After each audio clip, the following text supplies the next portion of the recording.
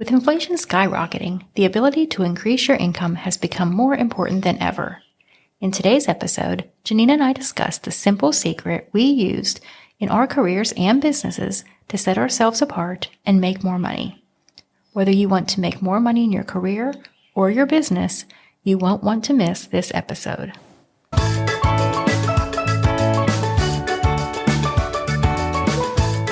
Welcome to the Stay at Home Nurse Podcast. I'm your host, Deanna Cooper Gillingham. For over 25 years, I've strived to use my nurse credentials to find work that fit my lifestyle. Whether it was raising my 4 children and 3 fur babies, traveling the world, or moving to Mexico and living on the Caribbean Sea. Sometimes I succeeded and sometimes I failed, but I always learned from the experience. Now, I want to help you by sharing what worked and what didn't work. There are so many opportunities out there for nurses today. The Stay at Home Nurse Podcast will inspire and equip you to have a nursing career that is meaningful and supports your lifestyle. Now let's get started. Okay, we are back today to talk about niching, or depending on where you're from, niching.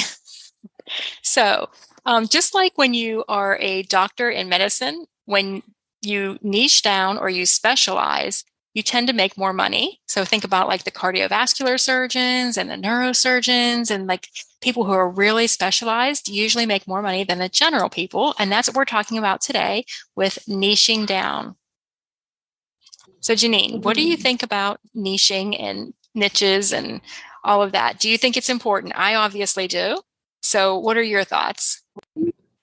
For sure, because it's a lesson in my course, but it's really hard to do. So a lot of people think that they either don't need to do it or don't think that it applies to them. And unfortunately, it absolutely applies to everybody, especially businesses that want to be profitable. I want to ask you, Deanna, and then I'll come back to me on how niche down your business is without going back in time on what you thought you were going to do and all the business ideas you had, where you are now in business, who is your market, and why them?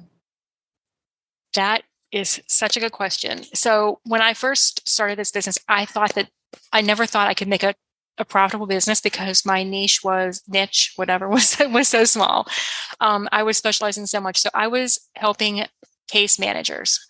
And not just any case managers, but case managers, which, as we know, in the majority, over 90%, are nurses, but there are social workers and other healthcare professionals. I always just like to kind of clarify that. But if you think of all the specialties in nursing, you don't really think about case management. There's a pretty small number of people that consider that as a career move for them. Then you take the ones that are all case managers that want to be certified.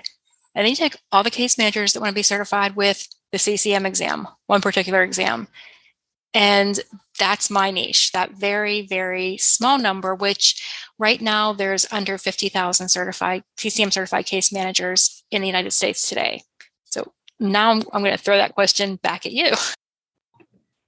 So my niche wasn't always this, but it is nurses, right? Nurses who want to build profitable writing businesses, not just nurses who want to write, because then I have to teach the skill of writing, whereas I do more the business of writing. So like you, it is to every nurse, sure. But as we know, many nurses don't want to learn to write because a lot of people hate writing. They don't want to write. They don't enjoy it. So that is my niche, is those nurses who want to build profitable writing businesses, which is, again, I don't think there's a lot of us out there. There's enough. It's growing every day, but I don't think there's a lot. So my question for your certain case managers that want to be certified in the CCM exam, why did you choose that of the audience out there that doesn't know your business as well as I do? So it was something that I had to do anyway. Like I had to study for this exam. And I was like, if I have to study, and I saw a need, it was like there was not a good book out there to use to study. And so if I had to create it for myself, I might as well share it with others so that other people didn't have to do it. So it started with a need that was out there that nobody else was filling. And maybe they weren't filling it because it was such a small niche. And that's one of the things, one of the reasons why you want to go after niches is if they're small, there may not be anybody else doing it. Nobody else has discovered that niche, or the big corporations that are out there don't feel like it's worth their time because it's not enough to change their bottom line, but it could change your lifestyle. What do you think about that? Yeah, no, you're exactly right. And that's kind of in my side of it. It wasn't so much a need that I saw at the time. Now it is, but it was more, I learned to do something and other people wanted to know how I did it and were interested in doing it for themselves. So I was starting with just coaching some nurses, and then I started like doing group coaching with other nurses. And then I developed the course because so many people were asking me the same questions all the time. So why not have a course and share, like you said, all that information with the world? Because why not? I think I always tell everybody, like, there's more businesses out there than there are writers. So I think there's plenty of fish in the sea for everybody. And the reason, so let's talk about why, because I think there's a lot of people that were like, okay, well, that's nice for you, but why? Just because you did that doesn't mean that that's why your business is successful. But think about this. When somebody wants to, if somebody comes to me and say, I need a writer, well, I can think of a lot of different writers. But when they say, I need a writer for health content, I need a nurse writer, I'm thinking of Janine. That's like the first person that comes to my mind. And the same thing that has happened with me, my name has become synonymous with case management. And we've expanded a little bit now to train nurses how to be case managers because so many people came and said, we've become so synonymous with case management that people came to us and said, okay, I can't get the CCM certification because I have to work for 2 years, but nobody will hire me. So how do I get hired? So then we created a course for that. So, but starting with that niche, and that's what I always tell people, it's kind of like a bullseye. You start with that really small, and then your people will tell you what else you need to do because they will just bring you the opportunities. So what are your thoughts about the reasons why niching is so important? Well, I think definitely you said it at first, it's for profitability. I think that a lot of people cater to the world and it's not necessarily as profitable as they want it to be because you don't know how to market it.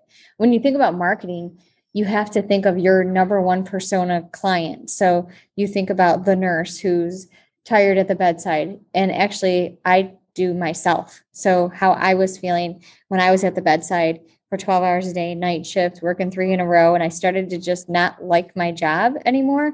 And I work in labor and delivery. So how can I not like my job? I was delivering babies. I was doing the best job ever.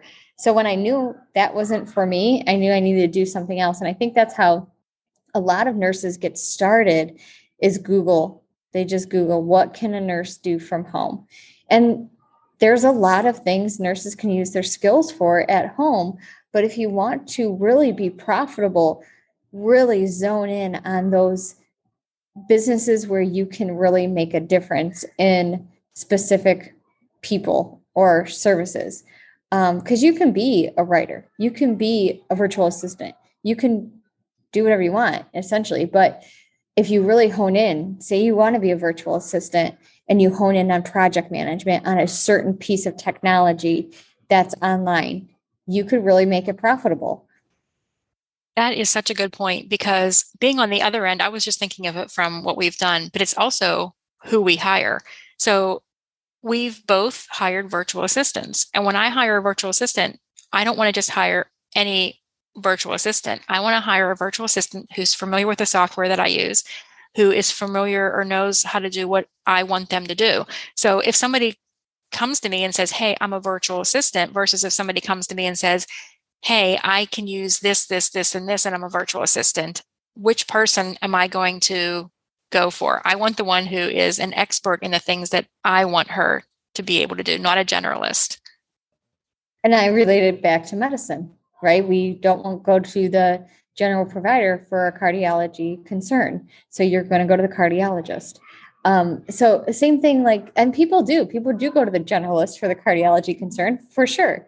But that doesn't mean they're going to get the best care that they deserve, or on our side, the best service we can provide. So if you're looking for something to niche down in, I don't want you guys to look at Deanna's business and go, oh, I need to create a course for so-and-so, and that'll make the best money ever. And I don't want you to look at my business and say, oh, I need to hire a bunch of nurse writers, then I'll have a nurse writer agency just like you. You don't have to have big businesses like the growing ones that we have.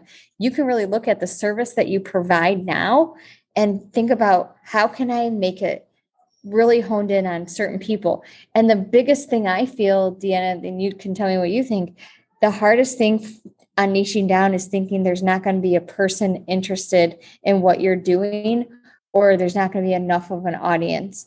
Because I thought that at first, like, well, how many nurses would even want to be writers? Or, who's going to even buy this? Where do I find these people? But I'll tell you from my experience, the more niche down you are, somehow, some way, the people find you, because you are really honed in on finding and marketing your service to that specific person. And I want to even spin off of that a little bit and say you are referable, because now when somebody says they need what you provide, you're somebody who they know does exactly that, versus somebody who just, well, I'm a VA. I can do all kinds of VA stuff. But when you say I'm a VA who specializes in active campaign and I can get your email sequences all set up and running, well, now my ears have perked up because, oh, that might be something that I need, versus somebody who, so you think that you're not, you gain a reputation. In my opinion, you gain a reputation when you're the only person. When I started, nobody knew me. Like, other than the people that I work with, the 8 people that I worked with in my department, nobody knew that I was a case manager. Even my family didn't know what a case manager was. So like, nobody knew what a case manager was or what they did. But word of mouth grew, because when somebody says, hey, I'm taking the CCM exam, they'd say, oh, you need to talk to Deanna. Oh, you need to get Deanna's book. All of a sudden, because it was so niche and so specialized, that's what made people remember that. And so I think that if we can really take the time to think about, like Janine was saying before, what can we specialize in? What can we niche down in? And maybe it's something you really, really like. So for instance, like going back to the VA example, like you're a VA, but you really like doing this one part, but you think you need to do everything. No, you really don't. I would pay a VA more money who could really solve a really big problem that I had than one that could do a little bit of everything, because I would feel like a little bit of everything, she's not really going to be able to fix any big problems that I have, but she can kind of just putter around on a bunch of little things. And I always relate this to, like, to nursing. A lot of nurses started out med surg. It's what we were told to do when we went to nursing school. And it's because you kind of don't know what you eventually want to do. So you kind of dabble in the water a little bit. And then when I relate it to writing business, I always say start with blog posts. They're super easy. Do they pay a lot? Not like everything else, but it's still something to start out with. Do I really like writing? Is this something I can do? Then you branch off from there. From the med surg nurse, you're like, you know what I really like? I think I really want to do OR. And you're like, I'm going to try and get a job in the OR. And you get a job in the OR. A few years later, you're like, actually, I want to go to the ER. I think I want to do that now. And there's nothing wrong with bouncing around in the hospital system. So then, you're a writer and you're like, I really like blog writing, but I really am really getting into sales page writing for people. I really like doing that. It really draws me in. And the only way you find out what else is out there for you to niche into is by always learning. You have to always kind of see what's out there and kind of take a few hours a week and try to figure out, what could be my next step? What else can I do? Blog posts aren't the most lucrative. So what else can I do? And same path that you did, Googling to do whatever you want to do as a nurse, you Google again to try and find answers to what you want to do next. And I also like to challenge people that when you think that you're niche down, you're probably not. How can you niche down more? So you might think, well, I'm going to be a VA for nurses. And okay, but what are you going to do for them? Or you might, like, even going back to the example Janine gave of, okay, you're going to be an OR nurse. Well, that seems niche. But what if you were an OR nurse in the neuro, like on brains, you only did brains?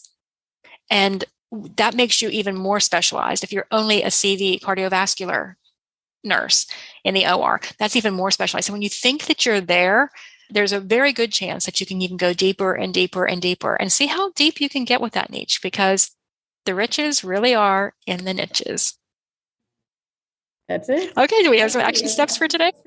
Yeah, let's do some action steps. So for niching down, I want you to think about where you are in your business right now. If you don't have a business, think about what you want to do. Start that Google train a little bit. What can nurses do from home? What you might be interested in. I will say, go towards a service-based business, I feel like, because it's the most quickest way to cash. If you can think of providing a service for someone, you're going to get money. So for example, you want to get your nails done, you're going to pay a nail person to do it. And then you get your nails done. They get paid really quickly. You want to get your hair cut, you go to the salon, you get your hair cut, you pay them money. Those are examples of service-based. So there are online service-based businesses. Go ahead and take a Google shot at that. What's an online service-based business? And start there. Think about what draws you towards any of them. And so that's how you pick your broad topic. What's another action step? So I really like that. And then I think that when you do a Google search for like different businesses that you can start or what you're going to do, what you're going to find is they're going to be very general. So look at each one and say, how can I make this niche down? How can I make it specific to something? What is a talent or a trait that I have that would make this very specific? So Janine found writing. She found online writing. And she was like, and she didn't say, oh, okay, well, I'm going to do online writing. She's like, well, no, I'm a healthcare person. I'm a nurse. So I'm going to do online writing. And so really think about what can you put into that, no matter what it is. How can you use your talents to really make that more niche? Or maybe it's not even something that you worked in as a job, but maybe it's something that you did with your children. Like maybe you, I don't know, were always the soccer mom and you coached all the kids in soccer. Well, how can you turn that into something? So just think about all the things that you have. And when you look at those general topics, how can you make them niche? That would be my next action step. And I think from there, you kind of find where your people might be. Hang out with them. If there's a task you need to learn to become better at that niche area, go learn that task. For example, if I didn't choose health writing, I'll tell you, I would never choose to like write about fixing cars because I have no idea how to fix a car. So why would I ever want to write about it? It's too much of a learning curve. Stick to an area that you feel passionate about, that you like to write about, and really just go from there. See where your heart takes you. If you have any questions, you can always reach out to Deanna or I, and we can help you niche down even further. Okay, I think that's a wrap for this week. I hope you've enjoyed this episode. If so, share it with a friend or colleague who you think might enjoy it. Until next time, adios from beautiful Puerto Aventuras, Mexico.